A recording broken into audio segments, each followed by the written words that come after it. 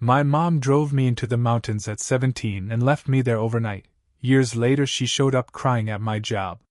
Hi, I'm Caleb, 17, and the night my mom drove me into the mountains and left me there is the moment my childhood ended, quietly, like a light getting switched off in a room you didn't realize you were standing in. It didn't start with screaming or some movie-style betrayal. It started with cold air, smoke from a campfire that barely wanted to stay alive, and my mom pressing a cheap discount multi-tool into my palm like she was handing me a grown man's certificate.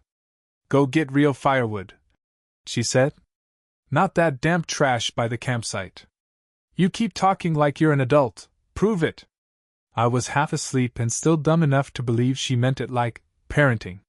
Like a weird lesson. Like she'd clap when I came back with the good wood and say something corny like, "See? You're capable." So I went.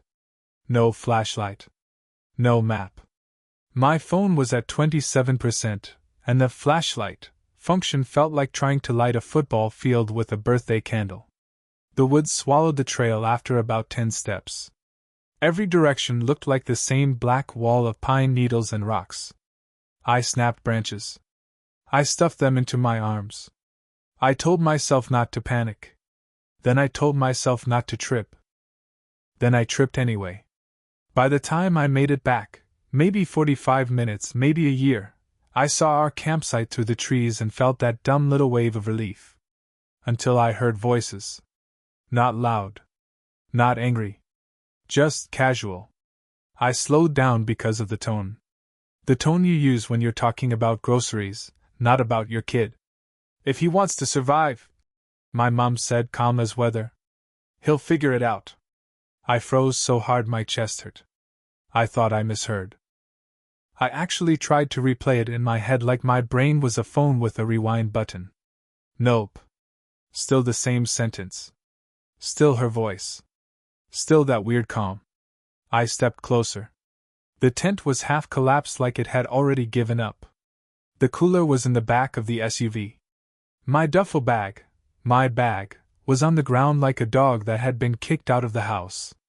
My mom was zipping something with the same focus she used when she filed taxes. My stepdad, Ray, stood there looking at his boots like they were giving him moral advice. I let out a laugh, because sometimes your body panics and tries comedy first. "Very funny," I said, dropping the wood. "You're not actually leaving me here." My mom didn't laugh. She didn't even look guilty. She grabbed my bag and tossed it toward me, not gently, not angry, just like she was passing me a grocery sack. "You're always saying you're grown," she said. "So be grown." I walked right up to the SUV and put my hand on the door handle. "You're not doing this," I said. "This is insane." My mom stepped in close and peeled my fingers off the handle one by one, like I was a toddler clinging to a toy. Her face was blank. The engine started. The headlights swung across my body, bright enough to make my eyes water. For 1 second, I honestly believed she was going to stop. That she'd drive 10 feet, slam the brakes, and laugh like I'd passed some test. Instead, the SUV rolled forward. Gravel crackled under tires.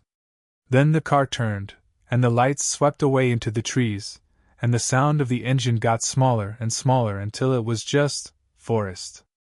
I stood there holding my bag, staring at darkness like it might explain itself. My phone showed 19% now. No signal. Just that tiny SOS symbol in the corner like a joke from a cruel little god. And that's when it hit me. They weren't threatening to leave. They had already decided. I thought that was the worst thing my mom could ever do to me. I was wrong. Because 5 years later, she would walk into my job shaking and crying like I was the one who owed her mercy, and somehow, that hurt even more. When the engine noise finally died, the forest got so quiet it felt like pressure in my ears. I stood there with my bag hanging from my hand like it weighed nothing, even though my whole body felt heavy. I kept waiting for the punchline. Headlights coming back. Her voice calling my name. Ray yelling. Okay, lesson learned. Nothing. My phone dropped to 17%. Still no bars. Just that stupid SOS icon, blinking like it was proud of itself. I walked to the edge of the dirt road and stared down it, like staring harder could summon a car. The trees were thick on both sides, black pillars packed so close together they looked like a wall. I finally unzipped my bag with shaking fingers and checked what I actually had. 2 water bottles. A packet of trail mix. 1 crushed protein bar. A thin hoodie. A cheap plastic poncho. That multi-tool. No flashlight. No charger. No map. I laughed again, but this time it wasn't even trying to be funny. It was this sharp, ugly sound that didn't belong to me. 17 years old. And my own mother had given me the survive the wilderness starter kit you'd buy for a middle school field trip. I tried walking the way we'd driven in, following the dirt road back toward what I thought was the main campground. But after 10 minutes, the dark started playing tricks on me. Every bend looked like the last bend. Every cluster of rocks looked like a different version of the same trap. I used my phone flashlight, but it made everything worse. It turned the world into a tiny cone of light surrounded by endless black. Like the dark was waiting right outside the beam. I kept thinking about those true crime podcasts my friends used to blast at lunch. The calm narrator voice. The phrases like, vanished without a trace. The part where everyone says, they shouldn't have gone alone. Now I was the idiot in the opening scene. After about an hour, I forced myself to stop moving. I remembered one thing from health class and one thing from a school outdoor workshop we'd done once. If you're lost, don't keep wandering. You'll just get more lost. So I picked a thick tree near the road and dragged fallen branches into a rough half-circle around me, like a pathetic little fort. I pulled on the hoodie. Then the poncho on top, even though it barely did anything except crinkle when I breathed. The temperature dropped fast after sunset. My hands went numb, then stung, then went numb again. I tucked my arms under my shirt and tried to make myself small. Every snap of a twig made my heart kick. Every rustle in the brush sounded like teeth. I knew most animals avoid humans, but my body didn't care what my brain knew. I didn't sleep so much as I shut down in tiny bursts, jerking awake every time the forest made a noise. In those half-dream moments, my mom's voice kept replaying. If he wants to survive, he'll figure it out. It wasn't screamed. It wasn't emotional. It had been rehearsed. Morning crept in gray and thin. My phone said 9%. Still no signal. My fingers were stiff, but they moved. That felt like a win. I ate a few pieces of trail mix, slow, like I was rationing in a war. I took the smallest sip of water I could without choking. My mouth felt like sandpaper. Then I heard something that made my stomach twist. A car. Not close. Not loud. But distant enough that it could have been real or my brain trying to save me. I stood so fast my head spun. I climbed onto a rock by the road and waved both arms like a lunatic. Nothing. No headlights. No engine. Just wind. That was the moment the hopes started changing shape. Not disappearing yet, just turning into something meaner. By noon, I made a decision. The road wasn't saving me. I followed it anyway, because it was the only thing that felt like a direction. My phone hit 4%, and I turned it off completely. A dead phone was useless, but a dead phone with battery you didn't waste on panic was slightly less useless. The sun was higher, but the trees kept the ground cold and shadowy. The farther I walked, the more I realized how far in we must have driven.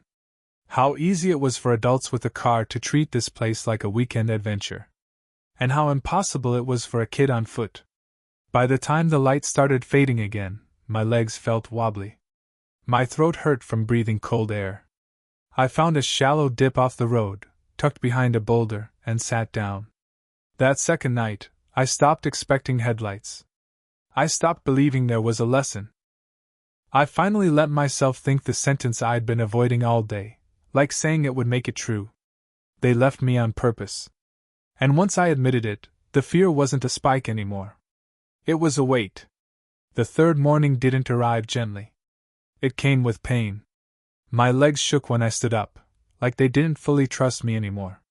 My lips were cracked and burned when I breathed. I had 1 bottle of water left, and maybe a third of that crushed protein bar. The silence was worse than the cold. Silence gives your thoughts too much space. I kept replaying everything, every argument I'd ever had with my mom, every time she called me dramatic, ungrateful, soft. I wondered which moment she'd decided this was the solution. Which night she'd gone to bed thinking, this will fix him. I forced myself to move before my body decided it was done cooperating. I followed a narrow trail branching off the road, mostly because it looked used. The dirt was packed down, and there were broken twigs that didn't look like animals. Human signs. That mattered. After about an hour, I heard something that didn't belong to the forest. Voices. At first, I thought I was hallucinating. Hunger does that. Fear does that. But then I heard laughter, real, uneven, human. My chest locked up. I opened my mouth to yell and nothing came out. My throat felt glued shut. I swallowed hard and tried again. Help! It came out thin, like I was embarrassed to need it. I tried again, louder, pulling the sound up from somewhere deep and angry. Help! The voices stopped. For a terrifying second, I thought I'd scared them away. Then a man's voice called back, sharp and alert. Hey! Where are you? I stumbled forward onto the trail, waving both arms like my body had forgotten how dignity worked. 3 hikers appeared around the bend, real gear, bright jackets, heavy packs, a GPS clipped to one strap. They stared at me like I'd crawled out of the ground. One of them rushed over immediately. Whoa, hey, are you hurt? That was it. That was the crack. My mouth opened, and instead of words, this broken sound came out, half breath, half sob. My knees gave out, and I would have hit the dirt if one of them hadn't grabbed my arm. I'm alone. I managed. I was left. One of them wrapped a foil emergency blanket around my shoulders. Another shoved a protein bar into my shaking hands. Someone else was already talking into a radio, using words that didn't sound like guesses. Minor. Abandoned. Possible neglect. Hearing those words hit harder than the hunger. Harder than the cold. Because for the first time, someone else said it out loud. They didn't call it discipline. They didn't call it a misunderstanding. They called it what it was. By the time we reached the ranger station, my legs felt like borrowed parts. Everything was bright and warm and loud in a way that made my head spin. A ranger wrapped me in another blanket and asked for my parents' number. My stomach twisted. I don't want to call them, I said. The ranger paused, looked at me carefully, then nodded. Okay. Is there someone else? I gave him my aunt's number. When she arrived, she didn't ask questions. She just grabbed me and held on like she was afraid I'd disappear again. On the drive to her house, she told me the part that finally killed whatever hope I had left. My mom had called her after the trip. Said I'd run off to punish them. They never filed a missing person report. Never called the park. Never came back. They went home. Showered. Went to work. That night, lying in a real bed with clean sheets, I stared at the ceiling and understood something simple and brutal. Getting out of the mountains was the easy part. The real wilderness was realizing the people who were supposed to protect me never planned to come back. After the ranger station, everything moved fast in ways that felt unreal. Paperwork. Questions. A social worker who spoke gently but wrote things down very carefully. Words like endangerment and custody review floated through the room like they weren't about me. I barely spoke. Not because I didn't have anything to say, but because I was terrified that if I opened my mouth, I'd start apologizing. For causing trouble. For surviving. My Aunt Mara took me to her place that night. Small house. Old couch. A fridge that hummed too loud. It felt like safety in its most basic form. She let me shower as long as I wanted. I stood under the hot water until my skin burned, scrubbing dirt off my legs and watching it spiral down the drain, like maybe some of the fear would go with it. It didn't. I slept for 14 hours and still woke up exhausted. Over the next few days, the story twisted the way stories always do when adults are trying to protect each other. My mom told family I'd stormed off, that I was rebellious, that I wanted attention. Ray backed her up by saying he didn't think she was serious. No one asked why they didn't call for help. No one asked why they packed the car. At school, people whispered. Teachers pulled me aside with that careful tone adults use when they think you're fragile. Some classmates treated me like I was dramatic. Others like I was contagious. My mom didn't visit. She sent one text. You embarrassed us. When you're ready to act like family, we'll talk. That was it. Something in me snapped into place that day, not loudly, not angrily. Just permanently. I stopped trying to explain. I finished high school living with my aunt, working evenings at a grocery store, saving every dollar like it was oxygen.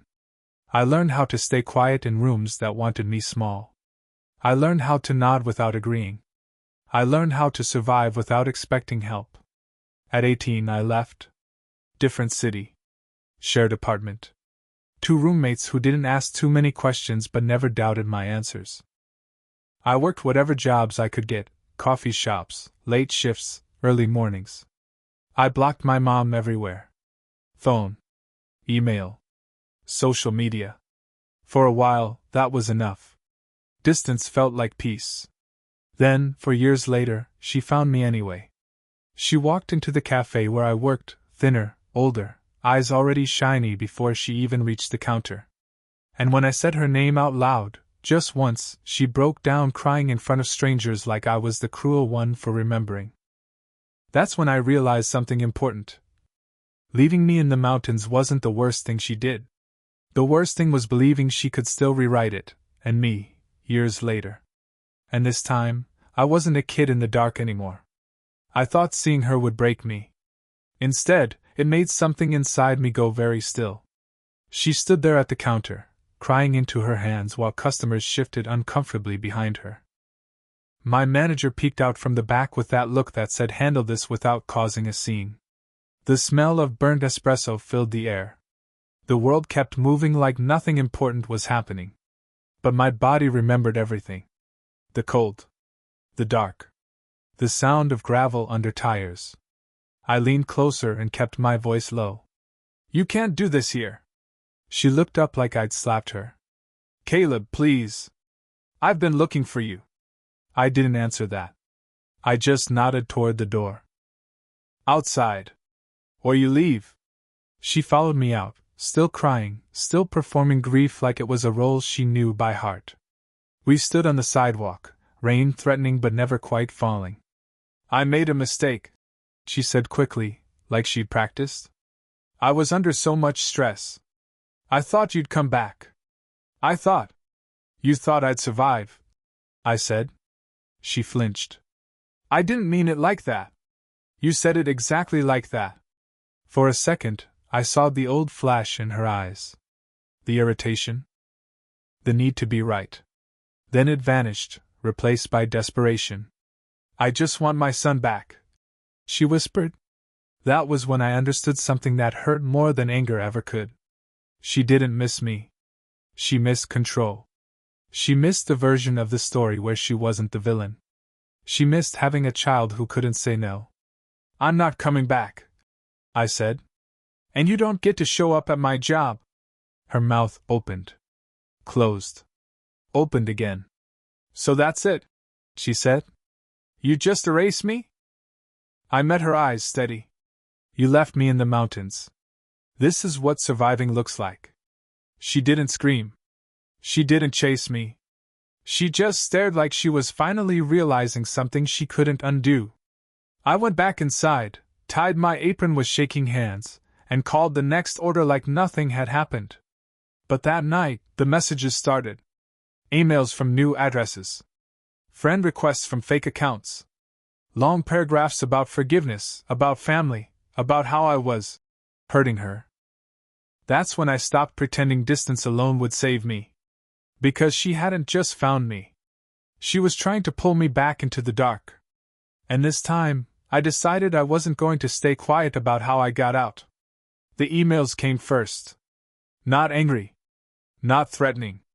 Just heavy. Subject lines like "Please read, I'm your mother, we need to talk." Walls of text with no paragraphs, no pauses, just her pouring herself into my inbox like if she talked long enough, I'd get tired and give in. She said she'd lost sleep over me. That she thought about me every day. That she'd only wanted to make me strong. Buried between those lines were the knives. You ran away. You humiliated us. Families don't give up on each other. I didn't reply. I blocked the address. She made another. Then another. When email stopped working, she found my roommates.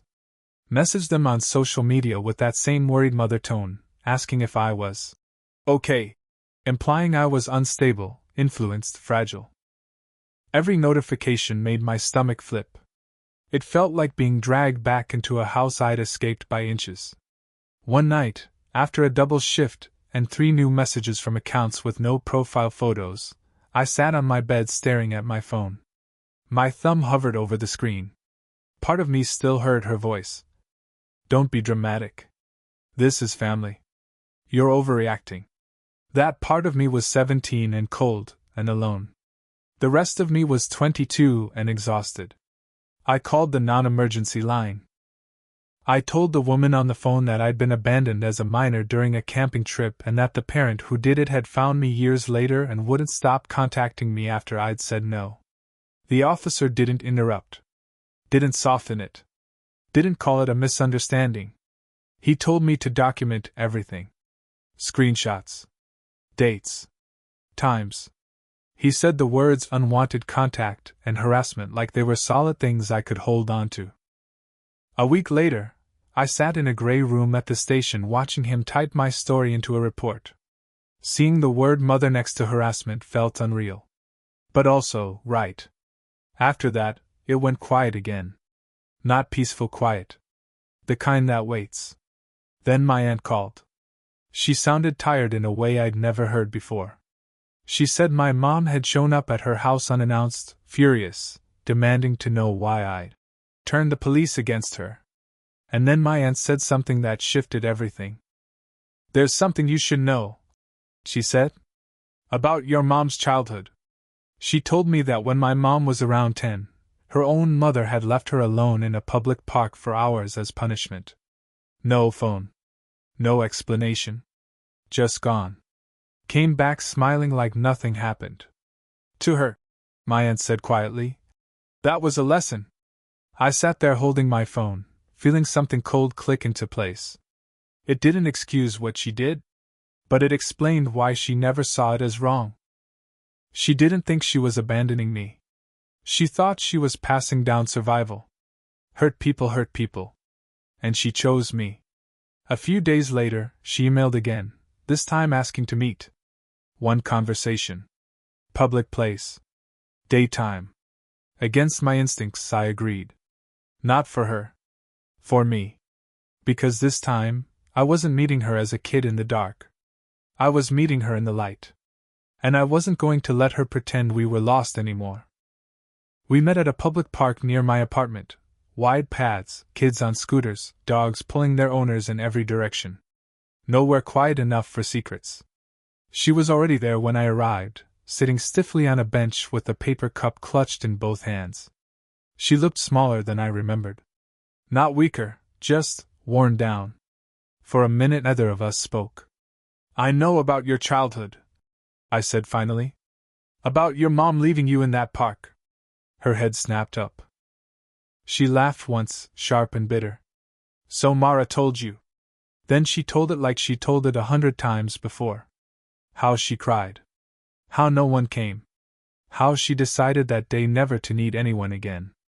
"I didn't want you to be a victim," she said. "I wanted you to know you could survive anything." I took a slow breath. "So you created the danger yourself." She opened her mouth. Closed it. "You keep saying you were trying to help me," I continued. But every choice you made put me in more danger. Leaving me there. Not calling for help. Lying about it. Showing up years later and pushing into my life after I told you no. That's not love, I said. That's control. Her shoulders sagged like something had finally slipped loose. So what now? She asked quietly. You just never talk to me again? I thought about the woods. About the nights I woke up convinced I was still there. What happens now, I said, is you stop contacting me. You respect the fact that I don't feel safe around you. You get real help from a professional, not from me. She reached for my hand. I stepped back. For a second, the old anger flashed in her eyes. Then it faded into fear. If you ignore this boundary, I added, there will be more reports. That's not a threat. That's me protecting myself. I turned to leave. She said my name once soft. I didn't turn around. On the walk home, my phone buzzed with a new message from an unknown number. I didn't open it. Because for the first time, the line wasn't blurred. It was drawn. And crossing it was going to cost her. I didn't read the message, but I didn't have to. She crossed the line anyway. 2 days later, my roommate knocked on my door holding her phone like it might bite her. Hey, she said carefully. I think your mom just messaged me. My stomach dropped. On her screen was a long DM from an account with my mom's face as the profile picture. Paragraphs about how I was unstable. How I'd run away. How she was scared I was being manipulated by bad influences. She asked my roommate to tell her if I was okay. Like I was missing. Like I wasn't paying rent. Like I hadn't asked her to stop. That was the moment something in me hardened. This wasn't about reconciliation. This was about control slipping, and her panicking. That night I didn't cry. I didn't spiral. I opened the folder on my laptop and labeled it documentation. Screenshots. Dates. Times. Fake accounts. Emails. The message to my roommate. Everything. The next morning, I went back to the police station. The officer recognized my name. That helped more than I expected. She contacted people in your life after you told her to stop? He asked. Yes. He nodded. That matters. They issued a formal warning. One she couldn't pretend was a misunderstanding. One that said do not contact in language she couldn't rewrite. For a few weeks it worked. No emails. No messages. No surprise appearances. Just quiet. But it wasn't peace. It was pressure building. Because people like her don't let go when they lose control. They change tactics. And I was done hiding while she rewrote the story. So I did the one thing she never expected. I told the truth, out loud. And once the truth left my mouth, it didn't belong to her anymore. I didn't post my story to destroy her. I posted it because silence was killing me.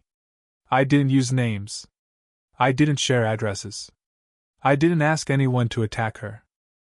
I just told the truth, the same truth I'd been carrying alone since I was 17. That my mother took me into the mountains. That she sent me into the dark. That she packed the car and left. That she never called for help.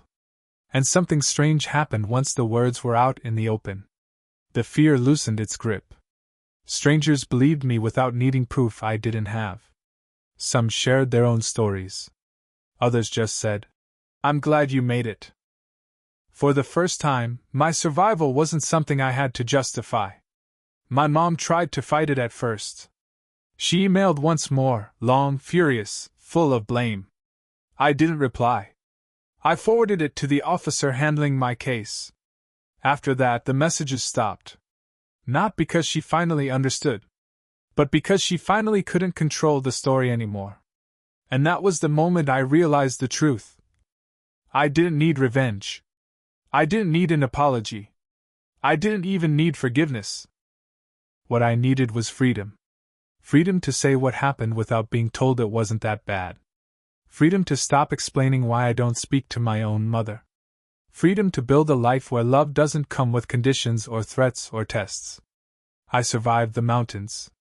But more importantly, I survived the lie that what she did was love. Love doesn't leave you alone in the dark and call it a lesson. Love doesn't demand silence to protect its image. Love doesn't confuse fear with strength. I'm not angry anymore. I'm done. And that's how I know I finally made it out.